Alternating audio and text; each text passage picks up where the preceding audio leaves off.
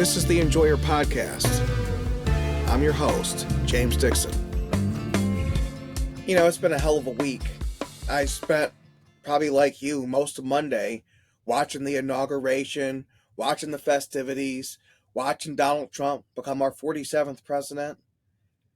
And to see all of our friends having such a good time after so many years of bad times and of struggle and political imprisonment and just the horribleness of the Biden years. It felt a bit like Christmas morning. You know, that Christmas where, you've opened all your gifts, your friends have opened their gifts, and maybe by the time you guys see each other out riding bikes on the street, they say, oh, well, I also got this nice video game set. So you go to your friend's house and you're playing video games with them, and it's great. Chocolate chip cookies, hot cocoa, video games, endlessly. No time cap. No one's trying to limit you. You kids just go have fun. Inauguration felt like that. It felt like that day on Christmas, that Christmas afternoon that you didn't want to end. You were at your buddy's house. He had the new game. He had a great family. And it was just all great. It was a good old time. A good time was had by all. The thing is, at some point, the day ends. And the game ends, and the game is turned off, and then you have to go home to your great family. At some point, the celebration is over, and at some point, you have to get back to reality. Oh, there goes gravity. And that's where we are right now in Michigan. So it felt, you guys were watching the inauguration, and it was great, but now the celebrations are over. Now the work begins. Now we have to start talking about the ultimate battle for 2026, the ultimate battle for Michigan. If we're going to be anything other than the people who watch our friends have fun, if we're going to have fun of our own. So think about it. It's Inauguration Week 2025. What's this week going to be like in 2027? What's it going to be like in 2027? Will we be sitting here having saved our state from certain ruin? By 2026, Democrats will have run Michigan for 8 straight years. Run it into the ground for 8 straight years. Thankfully, as Whitmer leaves office, she's only going to be a lame duck. She's not going to have complete power. But man, whatever power she has had up to now has done a real number on the place. It seems that whenever Democrats run something, they go to look for the hammers and the sledgehammers. They go to bust up the place. A country, a state, a community, a family, anything beautiful to build takes time. But it takes no time at all to destroy it, and it seems like the Democrats are not partners anymore in building up the future. They're the people we have to take the hammer from. They're forces of destruction at this point. So the 2026 election couldn't be more serious. So I hope everybody has partied. I hope everybody got their fill of champagne. Because here's what we're up against in 2026. And this is why we need to start talking about Project 2027. So that 2 years from now, we have a week like this. 2026, governor up for grabs. Secretary of State up for grabs. Attorney General up for grabs. All 110 seats in the Michigan House, all 38 seats in the Michigan Senate, and Gary Peters' Senate seat. Oh, and also all 13 U.S. House seats. So basically every job that matters in Michigan, whether it's in Lansing or in Washington, is up for grabs. Everything except Alyssa Slotkin's Senate seat. So we have a chance to change our state. 2027 could look a lot different than even this year does. And certainly than it did in 2023 when we were starting a new administration. And you were starting with Democrats holding all the power in Lansing. 2027 could be very different. But that'll only happen if we get serious. Here's the good news.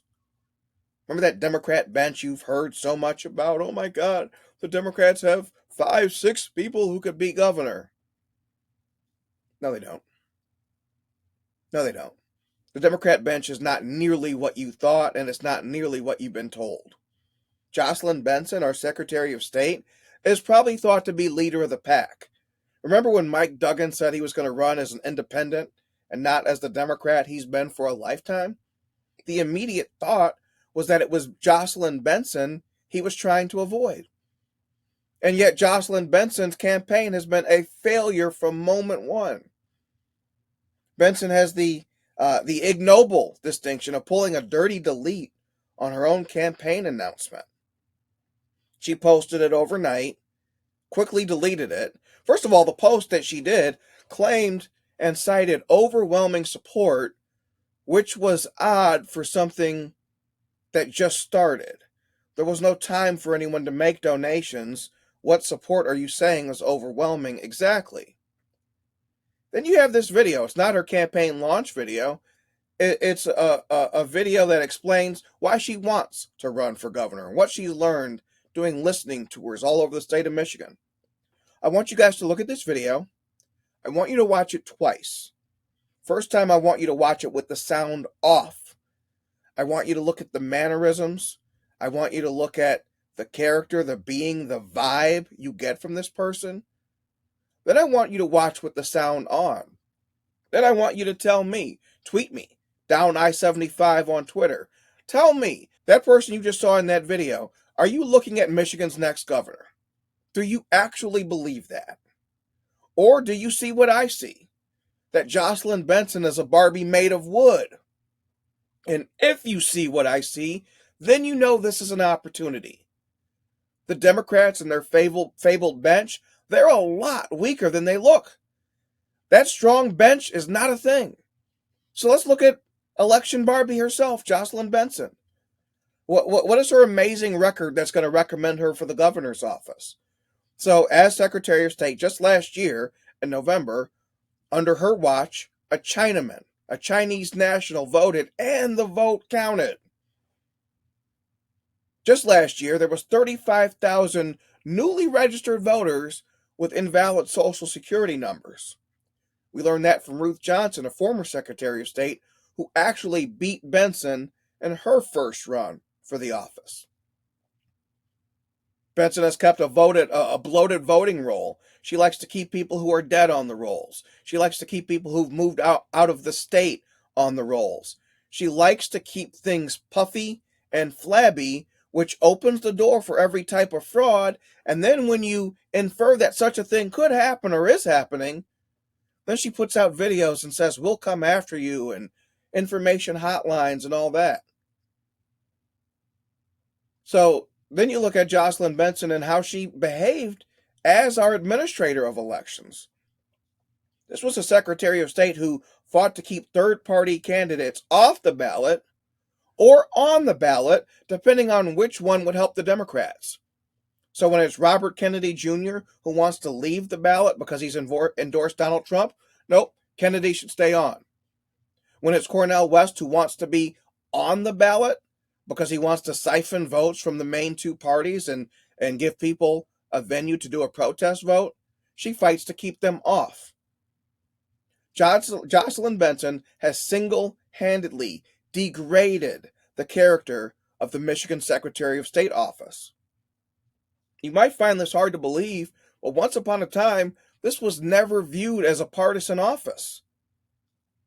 Heck, before the last 8 years, you probably didn't know who the Secretary of State was. And this is someone you get mail from every year. Their name is out there, but you probably didn't know who it was, and you probably didn't think much about who it was. It was never viewed as a partisan office, and that's all it's viewed as now. And that's why I would say Secretary of State is second most important to the governor's office, because the governor runs the government. Most employees of the government are executive branch employees, which means they're under the governor. But the Secretary of State, imagine this. It's election night 2028. Who do you want in that position? Who do you want in Cobo Hall?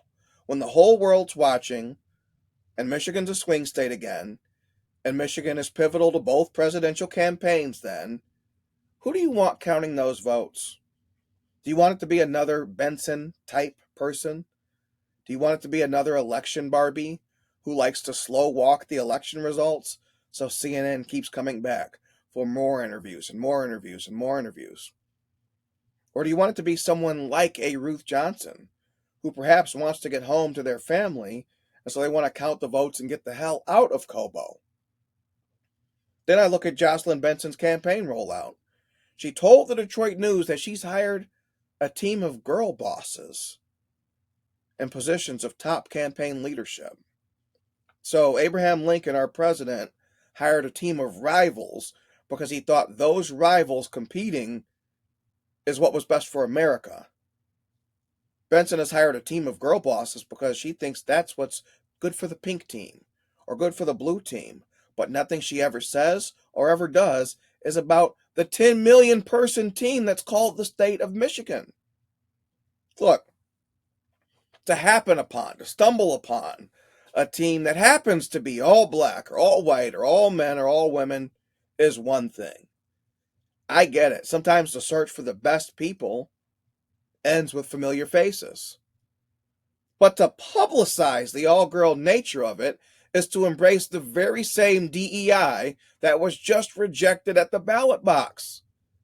So Jocelyn Benson doesn't have instincts, she doesn't have timing, she doesn't have presence. As far as we know, she's never been good at any job she's held, including Secretary of State.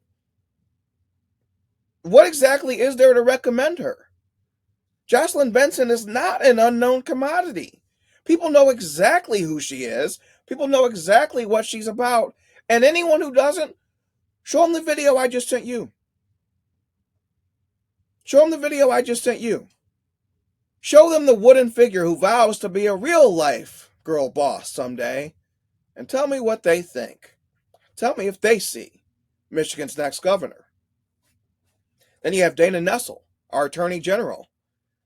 At this point, 6 years into Nessel, just her name itself is a byword for unlikable.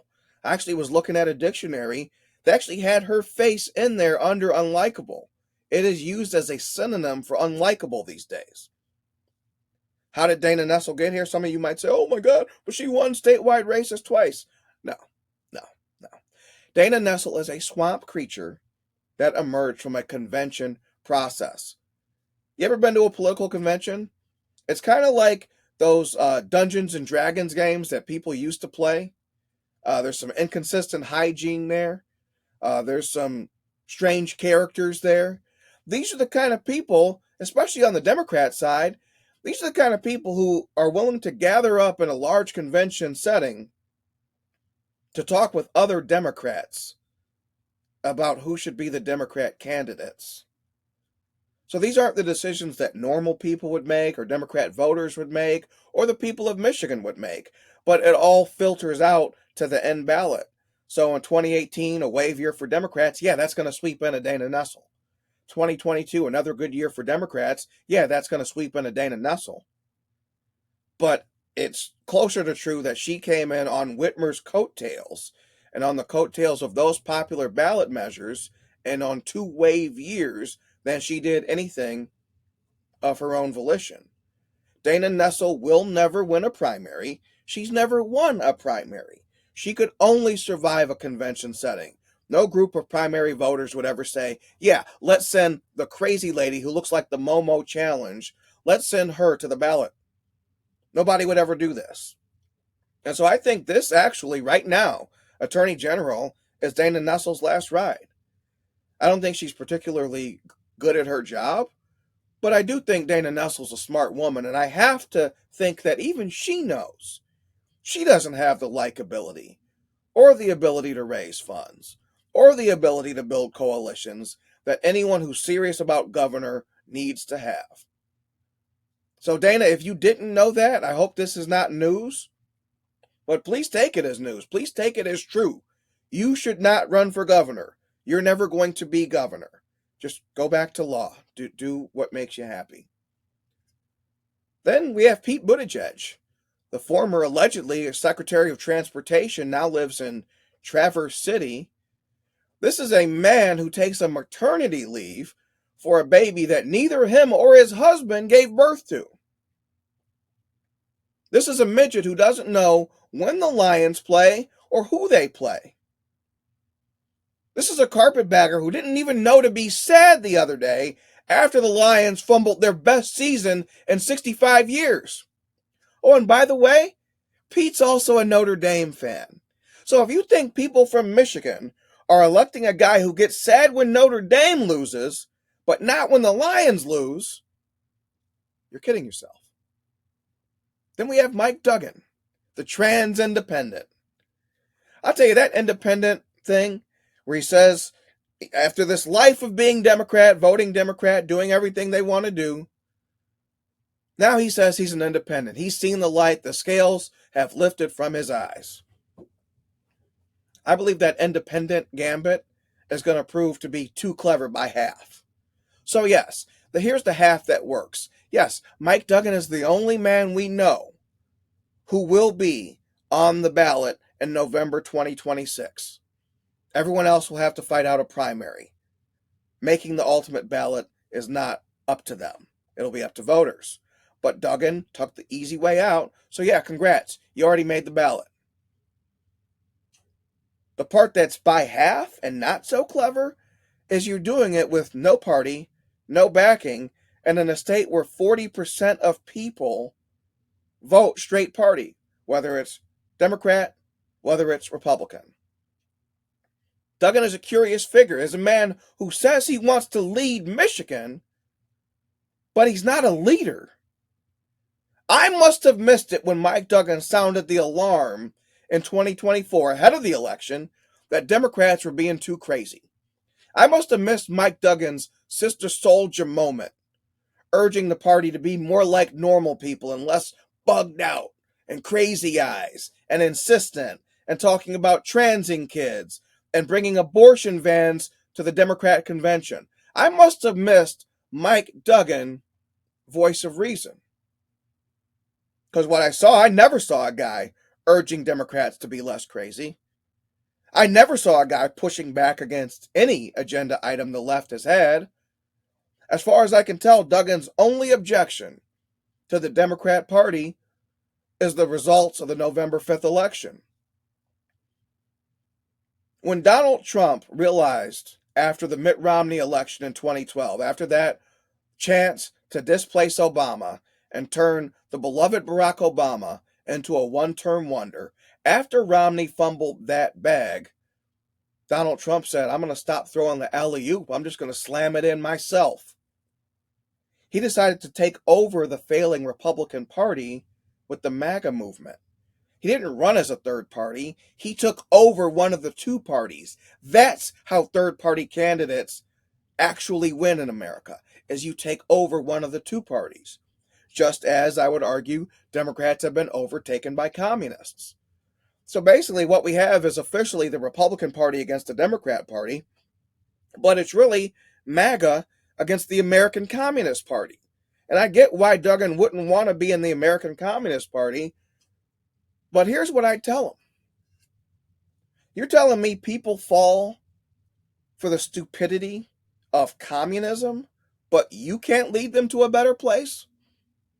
Part of the reason I do this, I hope you send it to your brother or your friend or whoever it may be in your life who is a communist and is a loser. I'm not calling you out. I'm calling you up. I'm calling you to be better than some cuck who waits for life to be handed to him. No one owes you a living in this world. You got to go take what you want. And so, no, we have no space for the loser and the sulker who wants the whole world to change, but he doesn't want to do anything different. Mike Duggan had a real chance to be a leader here. You have a party in a moment of crisis. Democrats are looking for answers, and they damn sure have none.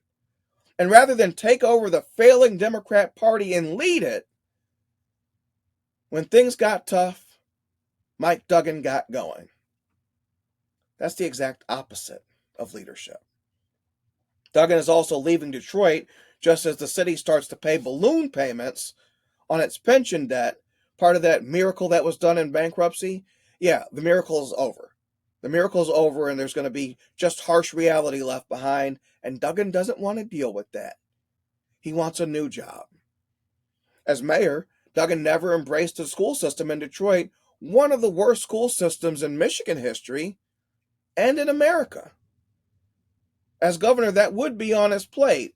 So you had a guy who worked in Detroit, supposedly cared for the kids of Detroit, wanted nothing to do with the schools of Detroit, but now he wants a job where those schools would be under his purview and those and about 1.5 million other kids? Is that really how you think this works, Mike? And look, some people don't like when I mention this, but I'm going to mention it because I'm able to account for anything and everything someone has done when I evaluate their character and their fitness to run my state. Mike Duggan left his wife of 30 years when a new woman winked at him. This is a man who gets the biggest success of his life, not mayor of Livonia, where he's from, which would be nice. Hometown boy does good and helps out his city. No, he decided to go to Capital City and help that out. It's the biggest success of his life, mayor of Detroit. And he leaves his wife at that very moment, at the very apex of his success, is when this man chose to leave his wife of 30 years. Some people say don't judge for this. They say family's off limits. Let's just talk about policy. I disagree. How you treat your family tells me how you would treat me. And it tells me how you view you. And in both cases, it tells me bad things about the character and values of Mike Duggan. Mike Duggan's not a leader. Mike Duggan's not a good guy. Mike Duggan doesn't stick things out. I don't know what he thinks he's going to do in Lansing, but I have reason to believe he'll never make it there.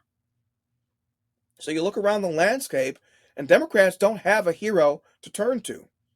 I think Jim Blanchard still has some eligibility left as governor, but that's about it. Whitmer, lame duck. Granholm, term limited, also left Michigan the second she left office.